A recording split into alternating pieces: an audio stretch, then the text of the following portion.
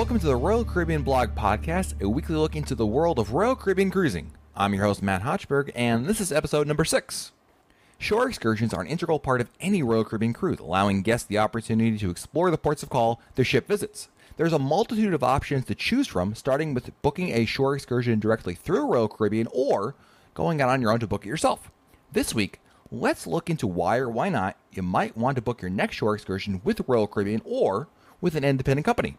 We will share experiences with both and what might work best for you and your party. Here we go. When I book a cruise on Royal Caribbean, I'm definitely looking forward to the beautiful ships that Royal Caribbean offers, but the places that they're visiting are just as important to me as well, and shore excursions are the way to see it. What I love about shore excursions are they're little tastes of the islands or cities or countries you happen to be visiting. So for those who are unaware, shore excursions are basically short, organized day trips into the port your ship is visiting and usually offers a little taste of what that port offers for you. So some examples might be a trip to a popular beach, transportation to a shopping center, guided tours of cultural landmarks, or maybe group outdoor activities that are in things like zip lines, segways, river rafting, etc. These are what you're basically doing when you're off the boat in your particular port. Now, there's two basic ways to book shore excursions. One is through Royal Caribbean. Now, booking through Royal Caribbean is probably the most popular option, and there's a couple of great benefits to booking your next shore excursion with Royal Caribbean. First and foremost, the convenience. Booking with Royal Caribbean is really easy. You can book in advance online, even before your cruise begins, and you can browse all the different shore excursions that are available, read all the descriptions, see what's available, and get a good taste of it. Or you can also book on board through the shore excursions desk. This usually has a bit of a line to it, but you have the option of waiting for that as well.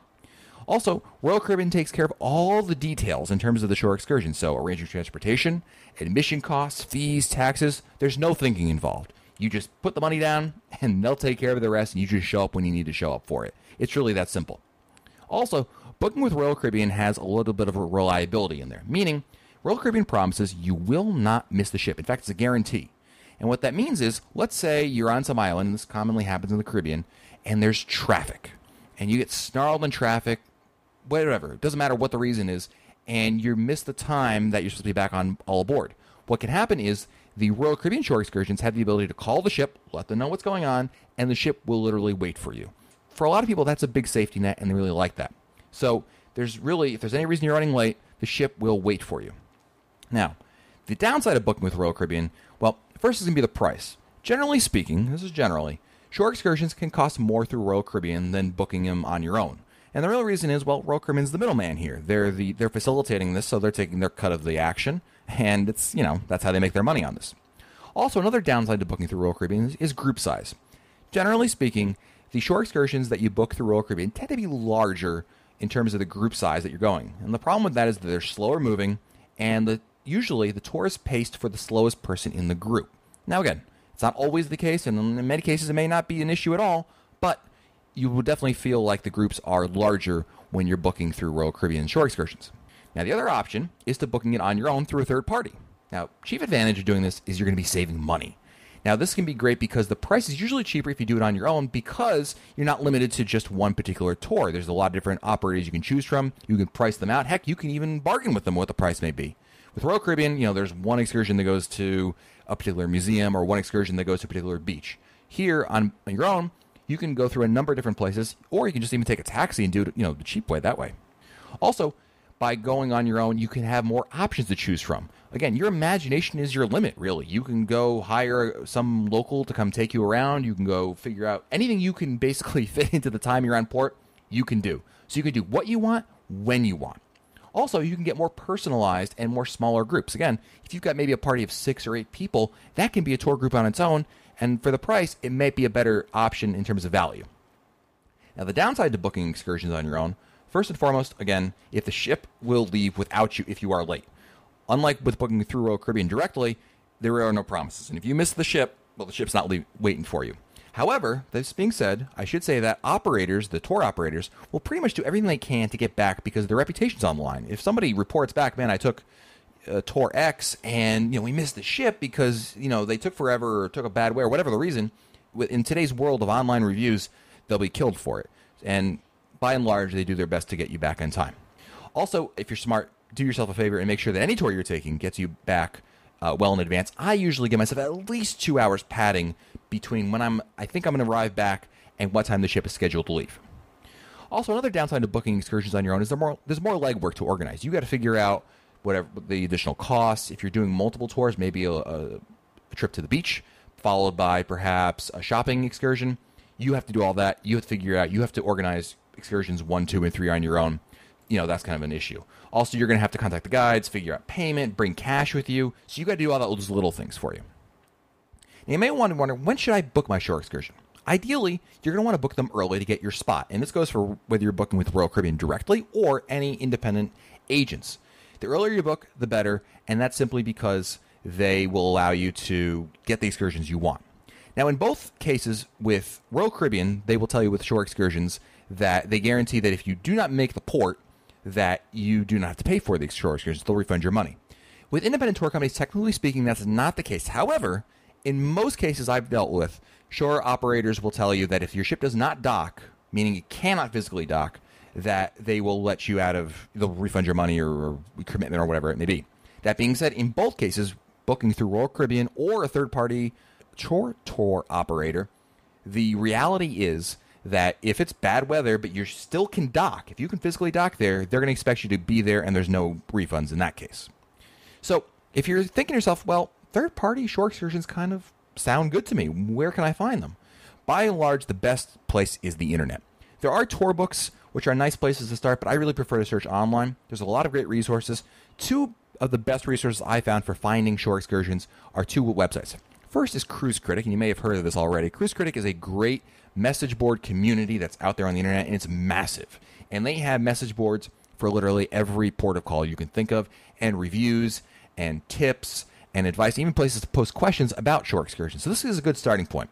Start to see what people have been doing, what's popular, and then what I'd like to do is use another website called TripAdvisor.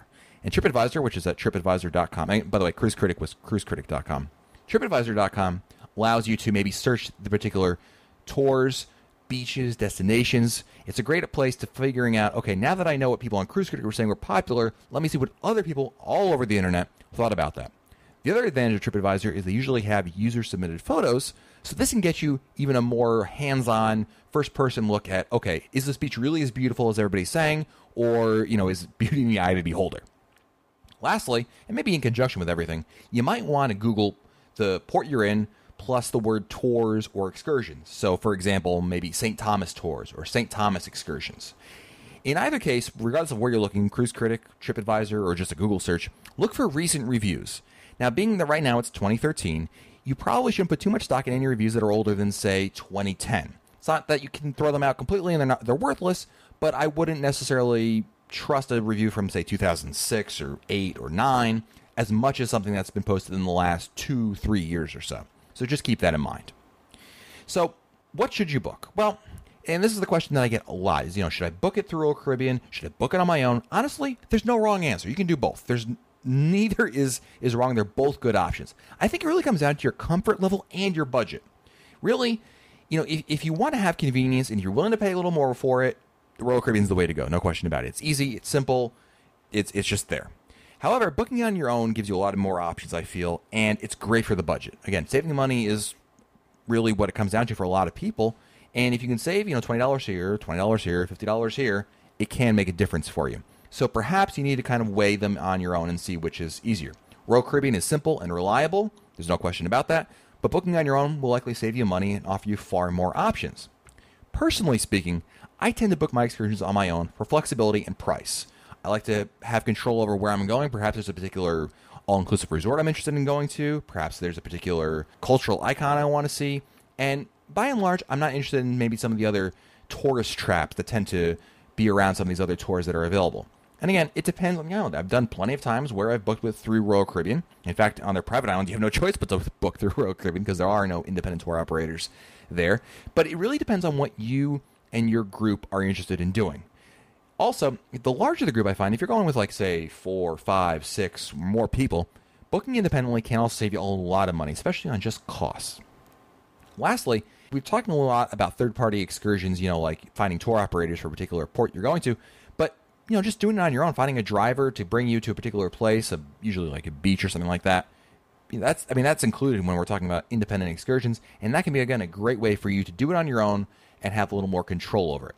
But again, if you are booking on your own, it's very, very important to be cognizant of your time and make sure you know how much time you have to get back to the ship, and make sure you are definitely there well in advance. Like I said earlier, I give myself at least 2 hours, and to be honest with you, I'm probably leaning towards 3 or even more hours before the ship is scheduled to be back, just in case. In many cases also, don't forget, these ports where your ship is docking, they have a little shopping area right near the port, which again is a tourist trap, admittedly. However, if you get back way early, 3 hours in advance, and obviously you have plenty of time, you can have a little more time maybe near your port, near the ship, to get back, see everything you want to see, do everything you want to do, get last minute shopping in there with the idea that you can run back to the ship and make it with no problems at all.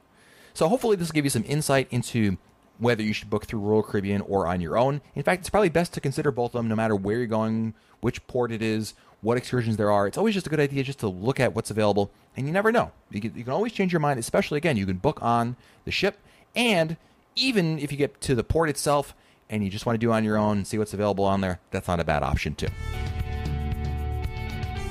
From episode 1, I wanted this podcast to be about our listeners and you who are part of RoyalCaribbeanBlog.com. And I asked actually on the RoyalCaribbeanBlog.com message boards, what was your favorite excursion you ever took? And was it through Royal Caribbean or a third party? And so Don wrote back, he and Cozumel took the Mayan ruins at Tulum. And he said he was the best tour guide ever. And his second best excursion he ever took was the zipline Icy Strait Point at Hoonah, Alaska. And in both cases, those were through Royal Caribbean. So thank you, Don, for that. Bryce wrote he took the Fury Catamaran and Beach Break at Cozumel, both through Royal Caribbean. There's nothing wrong with a nice beach break there. I like that. Cruise in Texan wrote, my favorite trip used to be a catamaran to St. John and St. Thomas on our very first cruise in 1993 on Dolphin Cruise Lines. But aboard Mariner this season in 2009, we took a sailing in Puerto Vallarta that included lunch, snorkeling, and dolphin watching. It was wonderful. Lunch was fresh guacamole and a delicious selection of sandwiches and other goodies. Snorkeling was right off the sailboat and beautiful sights, and the dolphins were active and giving us an amazing show. Then we lay down on our towels on the deck and took naps, relaxing and fun. Wow, that sounds pretty cool as well. Hallie Hooper wrote, went on my first zipline tour in Mexico in 2009 on Vision of the Seas and loved it. This time, I liked the kayak, hike, and snorkel tour in St. Thomas on Freedom of the Seas. The guides were fabulous, and those sounded like they were through Royal Caribbean as well. So it's great options to choose from. You just need to figure out what sounds good to you and go for it. Now, if you're wondering what my favorite excursions were, well, I've actually got 2 of them. I'll cheat and give you 2. First is in Cozumel. My favorite restaurant of all time that I've ever eaten anywhere on any island was Comidas Caseras Tonita, which is in Cozumel. I was doing a Google search, just happened to run across a couple of reviews. I was looking for authentic Mexican food. This place came up, and I've tried some of the other places like Pancho's Backyard, which was good, felt a little touristy. I tried a couple other ones, and again, all good. This was by far the best. Authentic, really great tasting food. Loved it. The other place was in Costa Maya in Mexico. If you're seeing a trend here, I do love me some Mexico ports. I love Mayachan Beach. This is actually a little beach resort run by American expats who set up this beautiful, all-inclusive resort right on the beach. It's really close. You had to take a little bit of a shore ride from with a taxi, but it was great. Well taken care of, great service. One of the best experiences I've ever had on shore. So love both those experiences.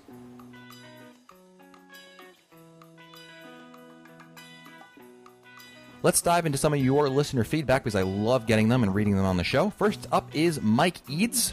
Writes, love the podcast. My wife Christy and I took our first cruise last February. We chose Royal Caribbean because it seemed to provide the best bang for the buck. We looked at Holland America, but after consulting with a travel agent, we determined that the Holland crowd might be a bit out of our age demographic.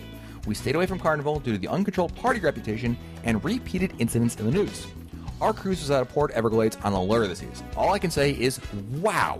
Royal Caribbean always talks about the wow factor of their trips, and trust me, they got it in spades with this ship. The design is amazing, and there are just so many things to do. I asked a crew member what the best thing they could do on the ship was in their opinion. They replied, book back-to-back cruises. Very good advice if money and time are no object. I agree. Our favorite shore excursion was the catamaran to a small island off the coast of St. Thomas and went snorkeling with sea turtles. Just an awesome time. Our favorite thing to do on the ship was to have a couple of cocktails at the Rising Tide bar after dinner and go to the fantastic shows. Chicago was playing at the time. We have been to the shows in London and elsewhere in the past. The performance on the ship easily measures up. Keep up the great podcasting. It helps us keep motivated for the next adventure with the Royal Caribbean. Maybe it'll be on the new Oasis class when she arrives. Hopefully, she'll come to Port Canaveral so she is close by. It's a great review, Mike, and I love everything you said over there. The Rising Tide bar, by the way, on the Oasis class ships is amazing. It's so cool. I don't know what it is. Maybe I'm a sucker for just cheap effects, but I just like the idea of drinking at a bar and slowly going between decks. It's fun. How can you not like that? Thanks, Mike.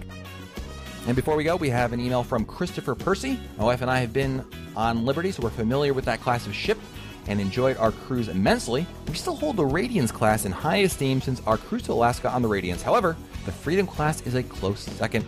Look forward to the next podcast. Thanks, Christopher. You know, I've heard a lot of great things about the Radiance class ships, and I'm actually going to be exploring one of the Radiance class ships, in fact, later this month, Jewel of the Seas, and we're going to have a whole preview about that coming up next week, in fact, so stay tuned for that. And really quickly, I want to give a shout out to some of our Twitter followers who have been big fans of the podcast.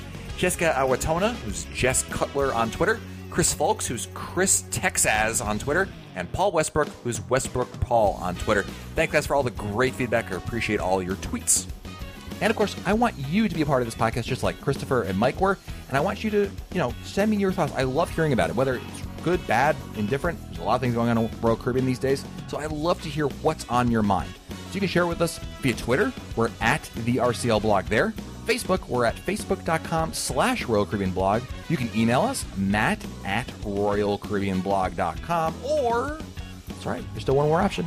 Call the Royal Caribbean blog voicemail by calling 408-6-ROYAL-6. That's 408-676-9256. And if it's good enough, we'll play it on the show.